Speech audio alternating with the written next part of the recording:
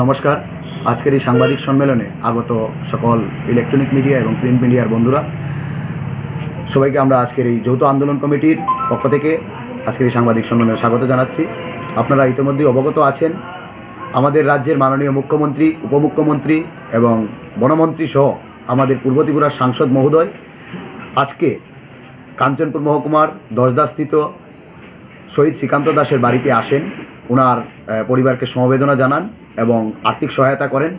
তার জন্য আমরা যৌথ আন্দোলন কমিটির পক্ষ থেকে ওনাদেরকে অসংখ্য ধন্যবাদ জানাই। ওনারা যে মানবিক দৃষ্টিভঙ্গি নিয়ে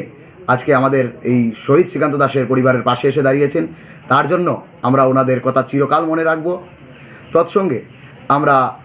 আমাদের যৌথ আন্দোলন কমিটির পক্ষ থেকে রাজ্যের মাননীয় মুখ্যমন্ত্রী তথা মন্ত্রী ক্যাবিনেটের কাছে অনুরোধ রাখতে চাই যে ওনারা যেন আমাদের যে যৌথ আন্দোলন কমিটির দাবি যে দুটি পরিবার থেকে তাদের সদস্যদের হারাতে হয়েছে,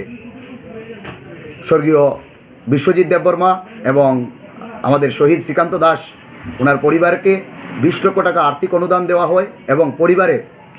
একজনকে যোগ্যতা অনুযায়ী একটা যেন সরকারি চাকরির ব্যবস্থা করা হয়, সেই দিকটাও যেন ওনারা মানবিক দৃষ্টিভঙ্গি দিয়ে এবং খুব গুরুত্ব সহকারে দেখার জন্য রাজ্যের মানবিক সরকারের কাছে আমরা যৌথ আন্দোলন কমিটির পক্ষ থেকে অনুরোধ রাখছি। তৎসঙ্গে আমরা এটাও বলতে চাই, আমাদের যৌথ আন্দোলন কমিটির আজকে যে এই ওনাদের সফর, সেই সফরকে আমরা স্বাগত জানিয়েছি এবং আমরা সমস্ত এলাকায় ওনাদের স্বাগত জানানোর জন্য, শান্তি সম্প্রীতি শৃঙ্খলা বজায় রাখার জন্য আমরা যথোপযুক্ত ব্যবস্থা করেছি। এবং কোনো যদি কারোর বিক্ষিপ্তভাবে কারোর কোনো দাবি থেকে থাকে, সেইগুলো দাবিগুলো আমাদের যৌথ আন্দোলন কমিটির দাবির মধ্যে ছিল না এবং সেই দাবিগুলো যদি কেউ করে থাকে সেটা তাদের একান্ত ব্যক্তিগত অথবা তাদের কোনো উদ্দেশ্যজনিত কারণে তাদের সেই দাবি, আমাদের সেই দাবির সঙ্গে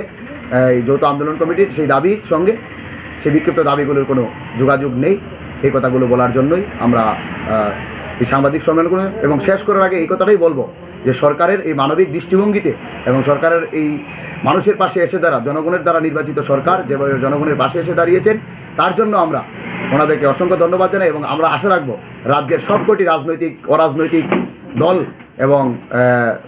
সবাইকে এই পরিবারগুলোর পাশে এসে দাঁড়ানোর জন্য এই কঠিন সময় আমরা যৌথ আন্দোলন কমিটির পক্ষ থেকে এবং আমরা এখানকার যারা জনজাতি আছেন সবাইকে,